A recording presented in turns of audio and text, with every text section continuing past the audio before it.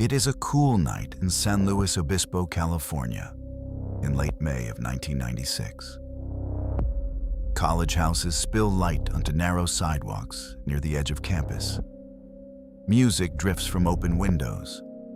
Groups of students move between rented houses and apartment complexes as the school year approaches its end. Memorial Day weekend has shifted the rhythm of the town. Many students have already left for summer. Those who remain gather at small parties scattered across the residential streets surrounding California Polytechnic State University. Just before midnight on May 25th, a group of students begins walking away from one of those gatherings. They move along dimly lit streets toward the center of campus. One of them falls a few steps behind. By morning, one bed in a residence hall will remain empty. San Luis Obispo sits between coastal hills and farmland along California's central coast. The city is small enough that the university shapes much of its daily movement. Students walk between dormitories, downtown shops, and off-campus housing without traveling far. Familiar faces pass on sidewalks. A routine develops quickly for those who live near campus. On that Saturday night, 19-year-old Kristin Smart attends an off-campus party near Crandall Way, just a short distance from Cal Poly. Smart is a freshman living in the residence halls. As the party winds down late in the evening, several students begin walking back toward campus. Kristin joins them. Witnesses later describe her as appearing unsteady during the walk. 3 people remain near her during the final stretch of the route toward the dormitories. One of them is another Cal Poly student named Paul Flores. Flores offers to help her continue the walk back toward the residence halls. The others peel away along their own routes as they near their homes. Flores and Smart continue toward the dorm area. That is the last time multiple witnesses report seeing Kristin Smart alive. The following morning, her roommate notices that Kristin's bed has not been slept in. Her belongings remain in the room. When she does not return by midday, campus authorities are notified. University police begin asking questions about where she was last seen. Bicycles that normally carry officers through campus patrol routes now stop outside residence halls and student apartments as investigators begin collecting statements. A missing student changes the tone of the holiday weekend. Friends retrace the route Kristin would have taken from the party back toward the dorms. Flyers appear on phone poles and storefront windows. Local radio stations interrupt regular programming to broadcast information about the search. Family members arrive in town and begin walking the same streets their daughter had walked the night before. Search teams move outward from campus. Creek beds, fields, and hillside trails are examined by volunteers and law enforcement personnel. Tracking dogs follow scent trails that eventually fade. Lines of people spread across the hills above the city calling her name. Days pass. No confirmed sign of Kristin Smart is found. The search begins to narrow toward the final hours of the timeline. One name remains present in nearly every version of that walk back from the party: Paul Flores. Investigators begin examining Paul Flores' account of the night in detail. Flores is interviewed multiple times as detectives attempt to clarify the timeline between the party and the dormitories. His statements become central to the investigation. Search warrants are executed in his dorm room at Cal Poly. Authorities later extend the search to the home of Flores' family in nearby Arroyo Grande, a residential community about 15 miles south of San Luis Obispo. Neighbors notice sheriff's vehicles parked along a quiet suburban street that had previously attracted little attention. For a brief period in the summer of 1996, the investigation appears close to reaching a breakthrough. But the case soon slows.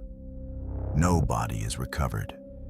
No physical evidence emerges that prosecutors believe is strong enough to support criminal charges at that time.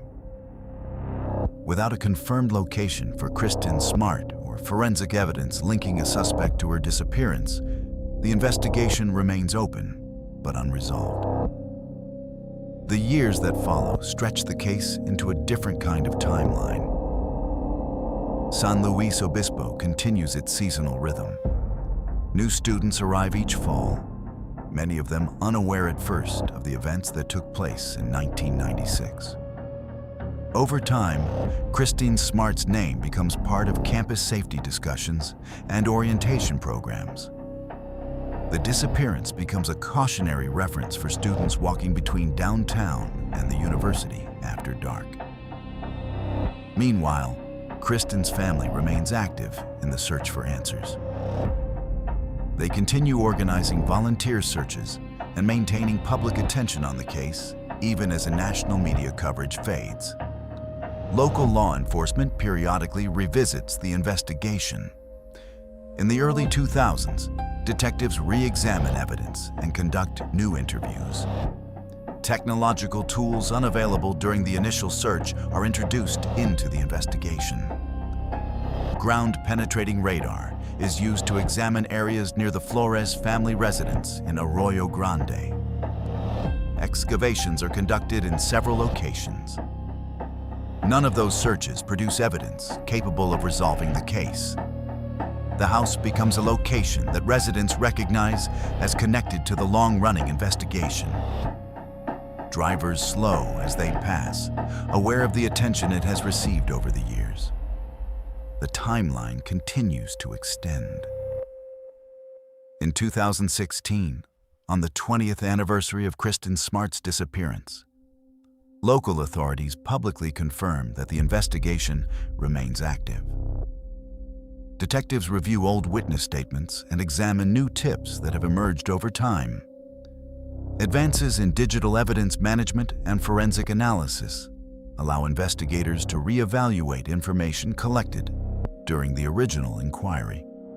The case, dormant for long stretches, begins to move again. In 2020, the San Luis Obispo County Sheriff's Office publicly identifies Paul Flores as the prime suspect in the disappearance of Kristin Smart. The investigation that had remained largely quiet for decades returns to national attention. In April 2021, authorities arrest Paul Flores and his father, Ruben Flores. Prosecutors allege that Kristin Smart was killed during the encounter in 1996, and that her body had been concealed for years beneath a deck at Ruben Flores' home in Arroyo Grande. The case that had remained unresolved for a generation moves into court. Court proceedings begin in San Luis Obispo County more than 25 years after Kristin Smart disappeared. Witnesses testify about events from the night of May 25, 1996, as well as observations made in the years that followed. Some describe late-night activity near the Arroyo Grande residence. Others recount statements or behaviors they considered unusual at the time, but did not immediately connect to a crime. Evidence is presented in a structured sequence, rather than the fragments that had circulated in public discussion for decades. Investigators outline how witness accounts, forensic analysis, and renewed investigative work contributed to the charges filed in 2021.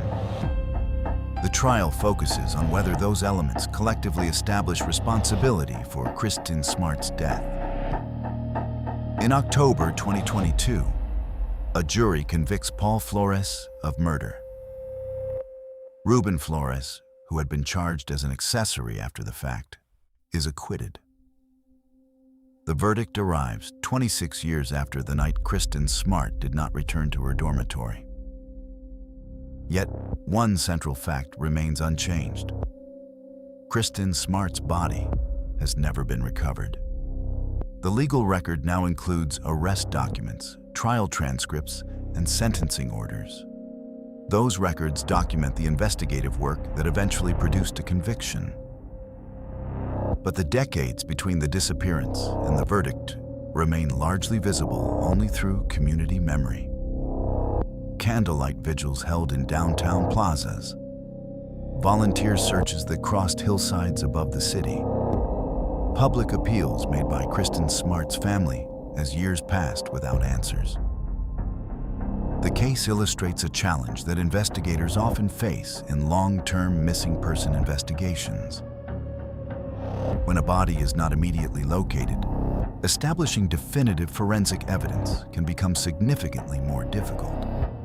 Witness memories fade, physical environments change, and evidence that might once have been accessible can degrade or disappear over time.